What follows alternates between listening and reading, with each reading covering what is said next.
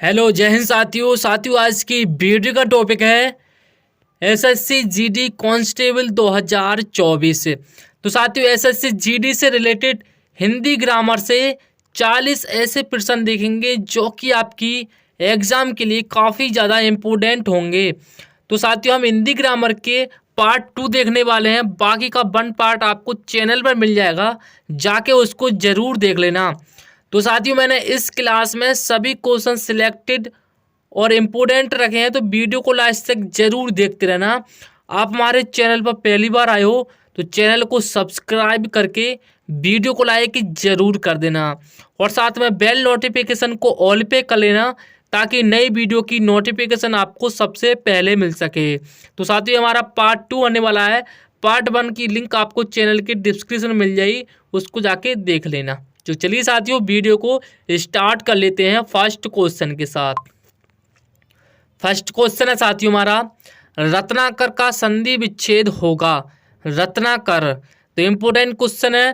तो पहले का ए बिल्कुल राइट आंसर हो जाएगा, रतन प्लस आकर। रतन प्लस आकर साथियों इसका संधि विच्छेद हो जाएगा। ऑप्शन आपका ए राइट आंसर है। अगला क्वेश्चन देखते हैं, संख्या गमन का सही संधि विच्छेद है। संख्या गमन बताइए साथियों कौन सा इंपोर्टेंट कौन सा सही आंसर हो जाएगा इसका। तो दूसरे का बी बिल्कुल राइट आंसर हो जाएगा, सखी प्लस आगमन। सखी प्लस आगमन इसका बिल्कुल सही संधि विच्छेद हो जाएगा संख्या गमन का। ऑप्शन आपका बी राइट आंसर है। चलिए अगला क्वेश्चन देखते हैं। अगला क्वेश्चन आपके एग्जाम के लिए काफ़ी ज़्यादा इम्पोर्टेंट होने वाला है। तन शब्द का लिंग निर्धारित कीजिए। तन शब्द का लिंग निर्धारित करने को बोला है, तो बताइए राइट आंसर क्या होगा। तो तीसरे का ए बिल्कुल राइट आंसर हो जाएगा साथियों। तन का लिंग पुल्लिंग है साथियों, pulling. Option A right answer है इसका, ए पुल्लिंग। चलिए अगला क्वेश्चन देखते हैं, निम्नलिखित शब्दों में से कौन सा शब्द पुल्लिंग है। घटना, संकल्प, लज्जा, प्रार्थना। इंपोर्टेंट क्वेश्चन आपकी स्क्रीन पर है, बताइए राइट आंसर क्या होगा। तो चौथे का बी बिल्कुल राइट आंसर हो जाएगा, संकल्प। साथियों संकल्प पुल्लिंग शब्द है, बाकी सब स्त्रीलिंग शब्द है साथियों। घटना स्त्रीलिंग है, लज्जा और प्रार्थना ये तीनों स्त्रीलिंग है और बी को छोड़कर सभी स्त्रीलिंग है और बी आपका पुल्लिंग हो जाएगा। चलिए अगला क्वेश्चन देखते हैं, निम्नलिखित में से कौन सा शब्द स्त्रीलिंग में प्रयुक्त होता है। बताइए साथियों कौन सा शब्द स्त्रीलिंग में प्रयुक्त होता है। तो राइट आंसर है 5वें प्रश्न का ऑप्शन ए, ऋतु। चलिए इंपोर्टेंट पॉइंट को देख लेते हैं साथियों, यहाँ पर कुछ इंपोर्टेंट पॉइंट है इस क्वेश्चन के रिलेटेड।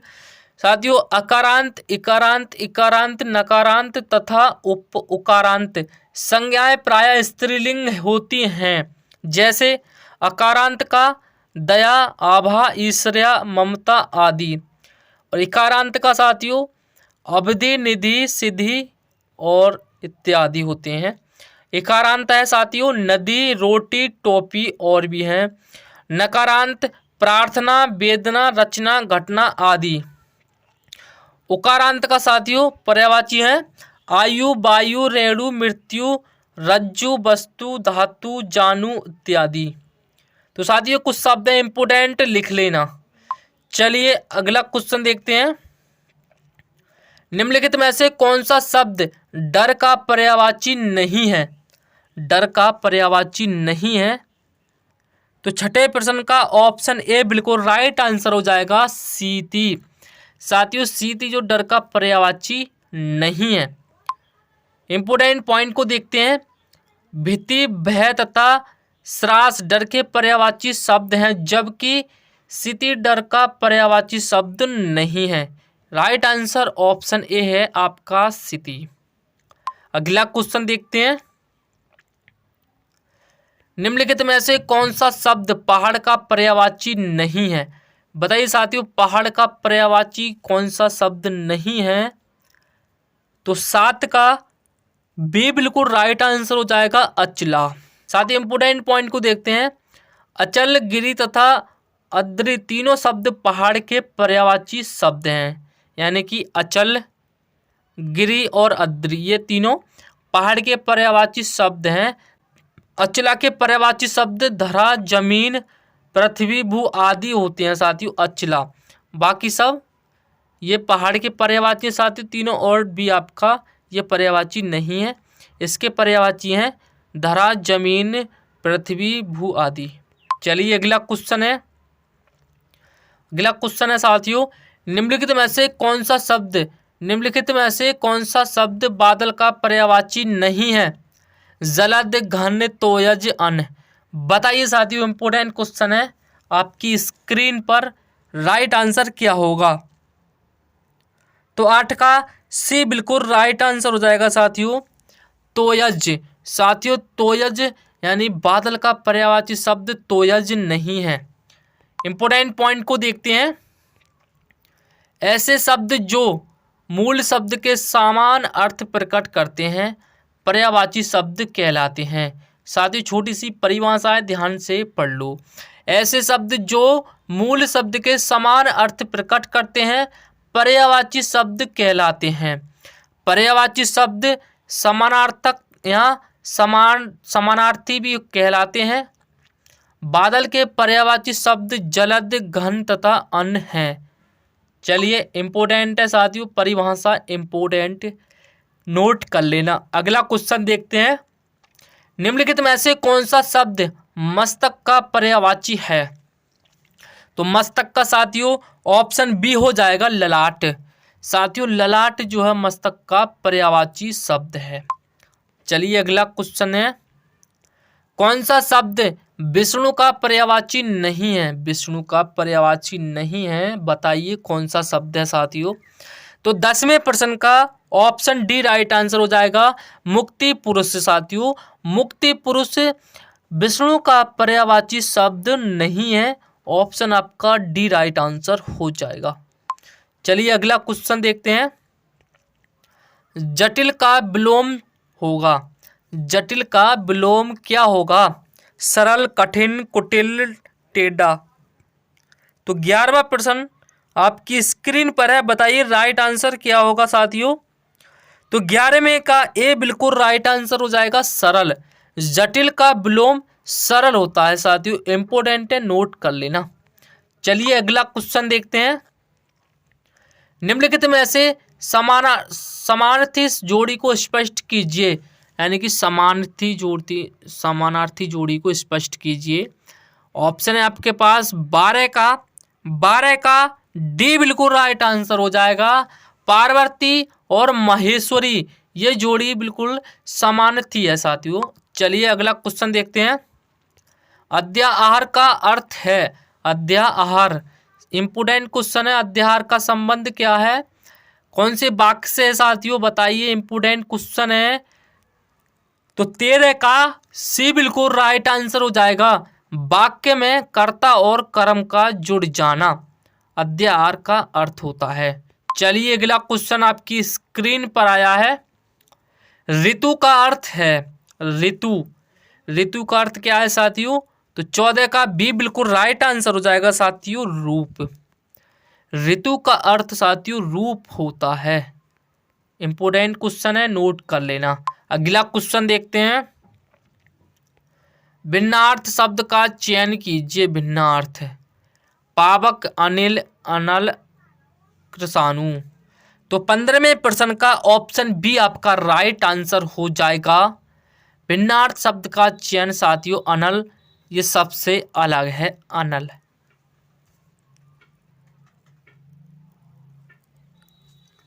इंपोर्टेंट पॉइंट को देखते हैं साथियों। इंपोर्टेंट पॉइंट है, पावक, कृषाणु तथा अनल अग्नि के पर्यायवाची शब्द हैं, जबकि अनिल हवा का पर्यायवाची शब्द है। समझे? पावक और कृषाणु और आपका अनल ये तीनों अग्नि के पर्यायवाची शब्द हैं, और साथ ही भिन्न शब्द है अनिल, ये हवा का पर्यायवाची शब्द है। इंपोर्टेंट है, नोट कर लेना। आई होप कि आपको समझ में आ गया होगा। चलिए अगला क्वेश्चन देखते हैं। गंदला, मैला, मलिन किस शब्द के पर्यायवाची हैं? गंदला, मैला, मलिन किस शब्द के पर्यायवाची शब्द हैं साथियों? तो 16 का सी बिल्कुल राइट आंसर हो जाएगा। पंकिल, पंकिल के पर्यायवाची हैं ये। चलिए अगला क्वेश्चन देखते हैं। निम्नलिखित शब्दों के नीचे 4 विकल्प दिए गए हैं साथियों। नीचे क्वेश्चन है, नीचे निम्नलिखित शब्दों में नीचे 4 विकल्प दिए गए हैं, उनमें से उचित पर्याय चुनकर उसे चिन्हित कीजिए। चलिए स्टार्ट कर लेते हैं। चिरंतन, चिरंतन साथियों चिरंतन, इसका पर्याय शब्द कौन सा है? तो 17 में का बी बिल्कुल राइट आंसर है साथियों, शाश्वत, शाश्वत। चलिए इसकी थोड़ी डेफिनेशन जान लेते हैं। डेफिनेशन है साथियों, चिरंतन का अर्थ हमेशा रहने वाला, अतः चिरंतन का पर्याय शाश्वत होगा। यानी कि चिंतन का जो अर्थ है साथियों वो हमेशा रहने वाला, चिरंतन का अर्थ हो जाएगा हमेशा रहने वाला, और इसका पर्याय शब्द है साथियों शाश्वत। ऑप्शन बी आपका राइट आंसर है। चलिए अगला क्वेश्चन देखते हैं। अनल, अनल का पर्याय शब्द कौन सा है साथियों? अनल, तो 18 का ए बिल्कुल राइट आंसर हो जाएगा अग्नि। अग्नि का यह पर्यायवाची हो गया साथियों। ठीक, चलिए थोड़ी डेफिनेशन पे ध्यान देते हैं। डेफिनेशन आपके एग्जाम में आपकी काफ़ी ज़्यादा हेल्प करेगी अगर आपको पूरा डेफिनेशन पता होगा। अनल शब्द अग्नि का पर्यायवाची शब्द है। ठीक, अगर अनल शब्द अग्नि का पर्यायवाची शब्द है, इसके अन्य पर्यायवाची शब्द अग्नि, पावक, दहन, ज्वाला, हुतासन, कृषाणु, जातदेव, रोहितास आदि होते हैं।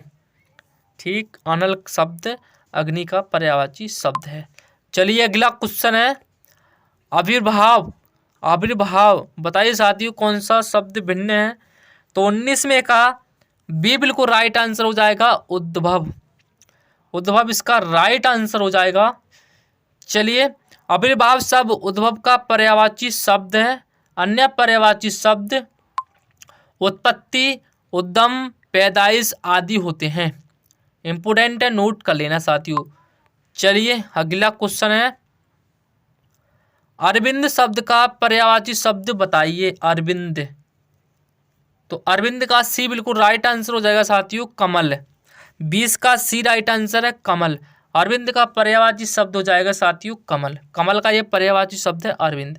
चलिए अगला क्वेश्चन है स्वच्छ शब्द का पर्यायवाची शब्द बताइए। स्वच्छ शब्द का पर्यायवाची शब्द कौन सा है? तो 21 का डी बिल्कुल राइट आंसर है निर्मल। निर्मल स्वच्छ शब्द का पर्यायवाची शब्द आपका निर्मल हो जाएगा। 21 का डी बिल्कुल राइट आंसर है। साथियों आपको क्लास समझ में आ रही हो तो लाइक भी करते चलना, और कोई डाउट हो तो कमेंट में बता देना। दिए गए विकल्पों में से अमृत का विलोम शब्द बताएं। बताओ साथियों अमृत का विलोम शब्द क्या होगा? तो साथियों अमृत वो होता है जो कहते हैं ना अमृत पिया हुआ है कभी मरेगा नहीं, तो इसका विषम हो जाएगा विष। साथियों क्या हो जाएगा? अमृत का विष। ऑप्शन सी आपका राइट आंसर है। चलिए अगला क्वेश्चन आपकी स्क्रीन पर है। निम्नलिखित में से शुद्ध वाक्य का चयन कीजिए। एक एक करके वाक्य पढ़िए और उसको शुद्ध करके लिखिए। आयुष और वर्षा यानी कि आयुष और ऋषा बाजार गई, पहला आपको। दूसरा है राह चलते दोनों में तकरार हो गई। ऑप्शन सी है इस कहानी को एक स्त्री लेखिका ने लिखा है। और डी है बच्चों ने कहा पापा आ गई। बताइए साथियों शुद्ध वाक्य कौन सा है इन चारों ऑप्शन में से? चलिए साथियों मैं बता देता हूं, तो 23 का सी बिल्कुल राइट आंसर हो जाएगा साथियों। 23 का सी बिल्कुल राइट आंसर है। इस कहानी को एक स्त्री लेखिका ने लिखा है। ऑप्शन आपका सी राइट आंसर हो जाएगा। चलिए अगला क्वेश्चन देखते हैं। निम्नलिखित में से शुद्ध वाक्य का चयन कीजिए। शुद्ध वाक्य का चयन कीजिए। गंदा पानी उबालकर पिएं, बी है आपका पड़ोसी ने मुझे स्वतंत्रता दिवस की बधाई दिया, गलत है आपका। यमुना का पानी गंदा और प्रदूषित है। और डी है आपका बच्चा लोग क्रिकेट खेलता है। साथियों आप शुद्ध हिंदी देखेंगे तो आपको सिर्फ ऑप्शन सी में दिखाई दे रही होगी, यमुना का पानी गंदा और प्रदूषित है, इसलिए राइट आंसर ऑप्शन सी हो जाएगा आपका। बाकी तीनों वाक्य गलत हैं। अगला क्वेश्चन देखते हैं, निम्नलिखित में से शुद्ध वाक्य का चयन कीजिए। इंपोर्टेंट क्वेश्चन है साथियों। सीधी लकीर खींचना बहुत कठिन है, या फिर बी जंक फूड से मोटापा बढ़ती है, हरा पेड़ ऑक्सीजन देते हैं, या फिर डी मेरे घर में तुम्हारी स्वागत है। बताइए साथियों कौन सा वाक्य शुद्ध नजर आ रहा है आपको, बताइए कमेंट के अंदर। तो 25 में का ए बिल्कुल राइट आंसर हो जाएगा। 25 का ए राइट आंसर हो जाएगा। सीधी लकीर खींचना बहुत कठिन है। आप किसी की बगैर सहायता से सीधी लकीर नहीं खींच सकते साथियों। राइट आंसर हो जाएगा। चलिए अगला क्वेश्चन देखते हैं। अली अली शुद्ध यानी कि अली अली शब्द युग्म का सही अर्थ क्या है? अली अली शब्द युग्म का सही अर्थ क्या है? आपको दोनों शब्द एक ही तरह पढ़ने में लग रहे होंगे, लेकिन इनका संबंध जो है साथी वो अलग अलग है। तो 26 का बी बिल्कुल राइट आंसर हो जाएगा। भौरा सखी, भौरा सखी। अली अली शब्द युग्म का सही अर्थ है भौरा भौरा सखी। ऑप्शन आपका वी राइट आंसर हो जाएगा, यानी कि भौरा सखी, भौरा सखी।